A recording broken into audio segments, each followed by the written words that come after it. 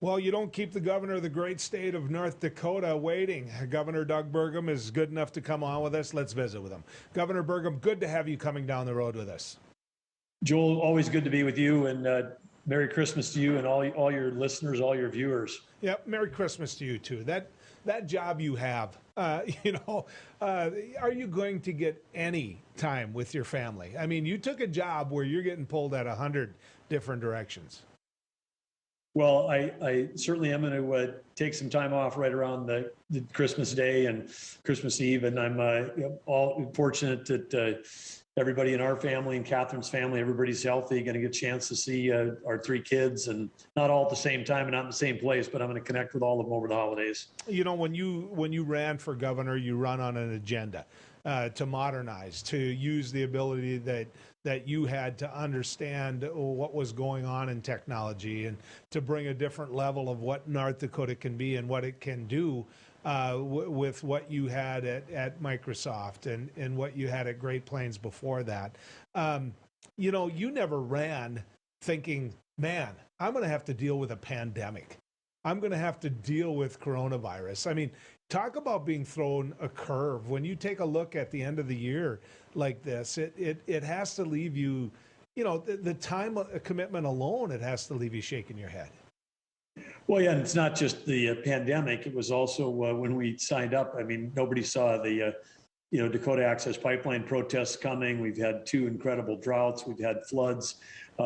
We've had just about everything you can imagine coming at us, and so there's just been a lot of I'd call it a lot of emergency management more than that going on. But underneath all that, we've continued to try to drive, as you said, towards figuring out a way to make sure that our government's efficient and serving the citizens in North Dakota in the best possible way. And sometimes when you've got emergencies like this, it actually forces fresh thinking. It forces people to think differently about how we've done things in the past. And then what's happening right now, I mean, combination of inflation coming and shortage of labor force. And I think we know that across this country, so many people age 55 and up, all those baby boomers, for whatever reason, whether they've got income security or whether they've got health insecurity that's keeping them out of the workforce, we've got to figure out a way to be more productive and more efficient in state government, because just like everybody else, it's a challenge to hire people right now. And we want to make sure that we've got the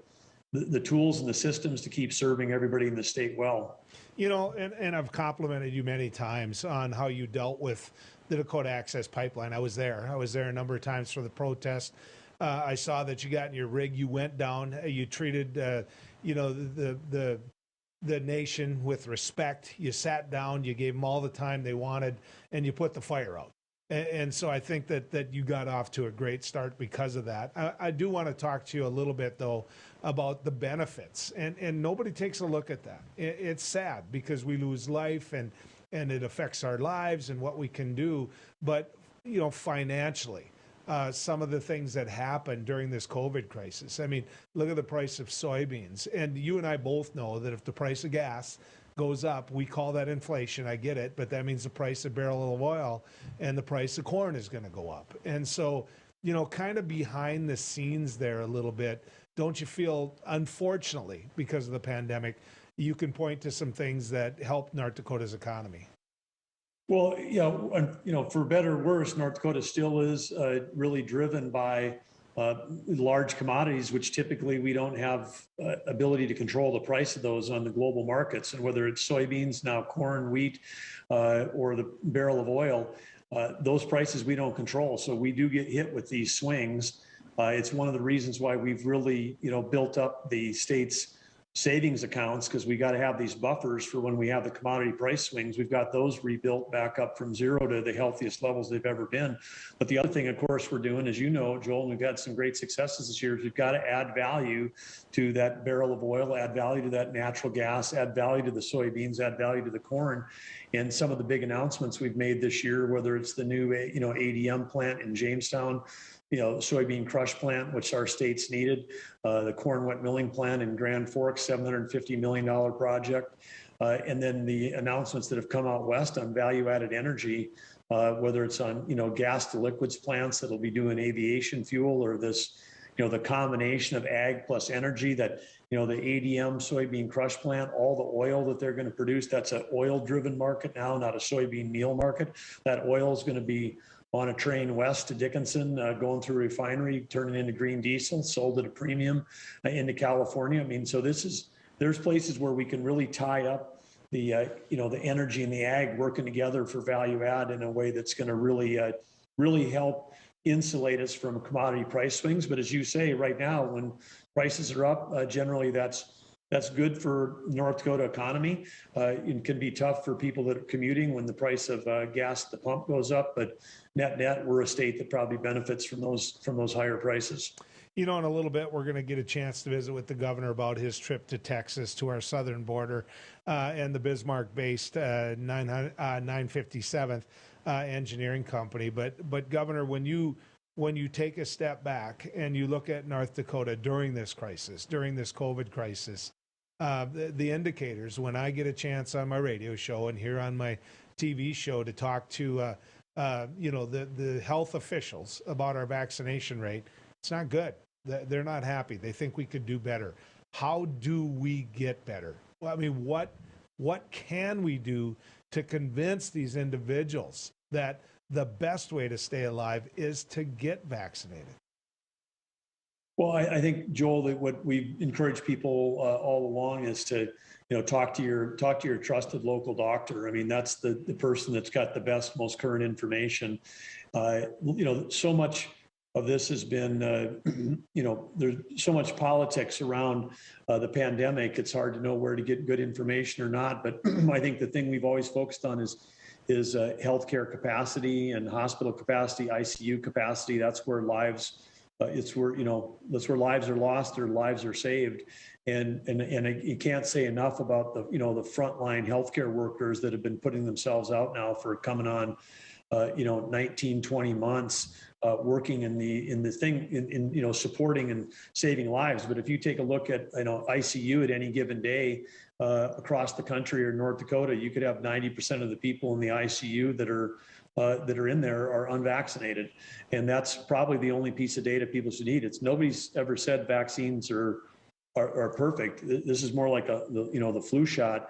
But if it can keep you from getting serious disease, keep you from being hospitalized, keep you from being in the ICU, and keep you from dying, that only protects you, protects your family, but also preserves that capacity for your neighbor who might be having a heart attack or a car accident that needs that ICU bed.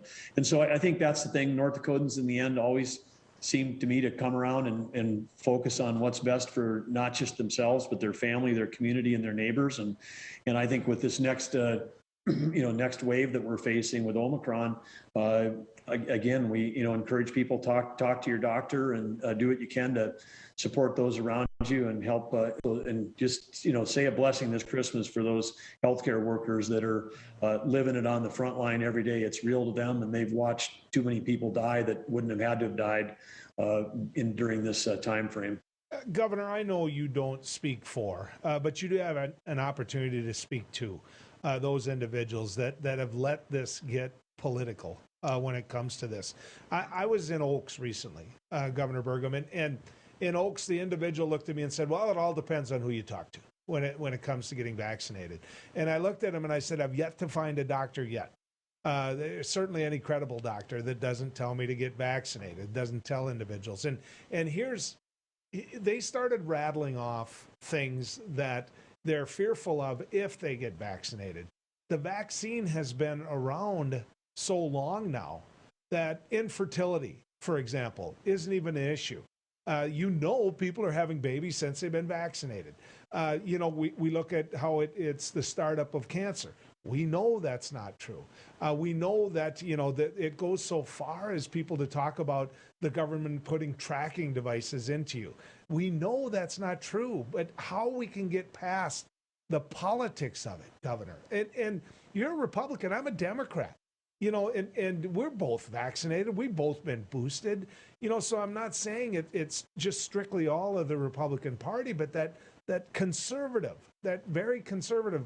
Last night, President Trump came out very forcefully and said, get vaccinated, get your booster shot. And when he got booed for it, he stopped him from booing him. He said, no. And I really appreciated that. I thought that was a good sign. And are we going to turn a corner with this new variant? Well, I sure, hope that we we can, turn a corner. Viruses, they keep us humble and they should keep us curious because they're not static. I mean, anybody that thinks they know everything they need to know about COVID doesn't know what's going to happen next. I mean, it's like the same thing. I mean, we had very good success giving flu shots every year. People understood that flu shots killed children, killed older people. Flu is a deadly disease. And, the flu shot manufacturers come out with that every fall, trying to anticipate how the variants are going to go. And we've got a variant right now that is, overtaking other countries, and certainly in parts of our country is exploding. And I know that generally you would have variants that when they become that transmissible, they're perhaps less deadly. But if it transmits to so many people at the same time, the issue is going to come back to hospital capacity because we'll have so many people that get sick that's where the constraints are going to be. And that's the concern that we have. So anything that people can do to keep themselves, their family, their neighbors healthy, helps everybody in this situation so we can, get through it and get to the other side. Good to have you still in the rig as we continue our trip down the road. The governor was good enough to hang with us for a while, and we get a chance to visit with the governor of the great state of North Dakota, Governor Doug Burgum, for a little bit more. He flew down to Texas to visit with the soldiers from the Bismarck-based 957th Engineering Company. The troops are supporting U.S. Customs and Border Protection agencies. Governor, what did you see? What did you see when you went down there? Well, Joel, it was what I did see, of course, from North Dakota was 125 hardworking, dedicated, professional soldiers, young men and women from across our state. Some of the young ones are taking away your time from college. Some of the leaders that are down there, of course, we want to thank their employers because these are folks in the Guard. They've got full-time jobs and their employers are supporting them. They're down there on a year-long deployment. But I would just say that it was really, without any exaggeration, shocking to me to see and understand and get a briefing from the Customs Border Patrol about the volume of traffic and the volume of interdiction that's going on, and then to contrast that to how underreported it is in the national news. And then when you think about the scale of this thing, it's hard to get your head around it. But in the last 12 months, and if you really go back to when Biden took office and the change in policy took place, now we're closing in on 1.8 million people have come across the border that have been apprehended. I mean, that's like more than 2 North Dakotas. I mean, that's like our entire population of our state times 2 in 12 months. But then when you ask the question about, how many people might, be getting by in this one little section where the North Dakota folks are working, it's like a 40-mile stretch on a 2,000-mile border, going from the Gulf of Mexico to the Pacific Ocean. Just in that little segment in 40 miles of border, they had 85,000 people on video cameras that they had identified coming in groups or individually that they knew they hadn't apprehended. So then there's another set of numbers, which they call the gotaways, which are, the ones that are beyond the folks that are they apprehended. And we're, talking, everybody from infants to old people. And of course, you got to say, what's great about America, people are willing to risk their lives and pay their life savings to try to get here to do it. But it's just incredible. The volume and then the challenges when that happens. I mean, when you got people coming across the border into small towns in Texas, they're overwhelming the healthcare systems. They're overwhelming supply chains. They're overwhelming the Customs and Border Patrol. And the Customs and Border Patrol, of course, is I liken it almost to like in a one of the big metropolitan areas where they're talking about defunding the police, because here we are, and I'm talking with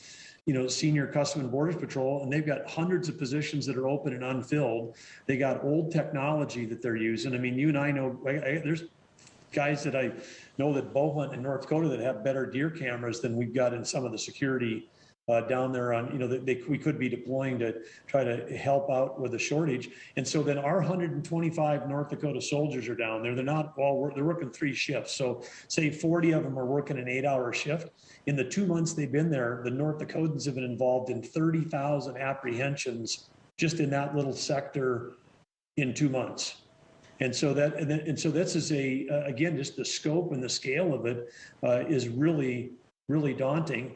And I think, if whether you care about it for humanitarian reasons or whether you care about it for national security or whether you care about the drugs that are coming across that border, and we're going to have 100,000 drug overdoses this year in America, a lot of it driven by fentanyl, a lot of that fentanyl coming across that southern border. You just have to say, how is this possible that the federal government, it is their responsibility to states have lots of authority, but in the case of the borders of the country, that's a clearly defined federal responsibility. And yet we've got an administration that either the president or the vice president has been down to the border. And, so this is, again, you don't want to politicize it, but it's like, sort of what's going on. If that is happening, it almost feels like it's a conscious policy as opposed to something, because this is not good for the people that work in law enforcement in the U.S. It's not good for the communities that are in the border states, whether those are, blue states like California or New Mexico or red states like Arizona and Texas. It's not good for them. And it's certainly not good for any of the 50 states, because these people are dispersing across the whole country. So I would just say that the delta between the volume and how this is reported or not reported every day, I just feel was shocking. So, I took my radio show south of Tucson, right up to the border. And I did my show there with a number of people that lived there. They weren't convinced. And these were very conservative people that voted on your side of the aisle. They weren't convinced that a wall was going to work. And most of that had to do with the topography. And it didn't matter this was pre-Joe Biden. So I want to put that disclaimer out there. But they were convinced that this has been happening for a number of presidencies. The Obama presidency was pointing out that they were the toughest on illegal immigration. The folks south of Tucson weren't convinced of that. They weren't. They were convinced that more and more and more people were going across. I know you well enough to know that you don't believe separating families is the way to go. That what was happening in the previous administration is not the humane way to deal with this. What's happening in this administration has left me scratching my head. If you put a vice president in charge of it and she doesn't go there to do what you did, to me, that's inexcusable. So I'm going to ask you, after having been there, fix it. What do you do? How do you stop these people from coming to the border and using any tool they can to get across that border? Well, I think if you see what's happening, it's really like we have an open border. I mean, it's really like that when people come, some of the people that are crossing the border are not evading detection. They're walking right up to North Dakota National Guard soldiers and effectively saying, hey, we're here. We've been told that you're going to now apprehend us. You're going to take us to a detention center. They know the detention center is going to be packed with as many as maybe 15,000 people. But if there's 500 or 1,000 coming in every day, processing coming in, they got to send 500 or 1,000 going out the backside because they don't have the ability to feed or house them. And so they know that it's like a catch and release program, but they might get a hot meal and a hot shower and a healthcare check, and then they're on their way. And so, and they've paid, the amount of human trafficking just in that one sector, the estimated revenue that the cartels were getting was $26 million a week that people were paying to get to the U.S. Governor, I've only got a couple of seconds left, and I apologize for that. Can I get you on another time so we can talk about how to fix it? You pointed out the problem, you pointed out what's happening.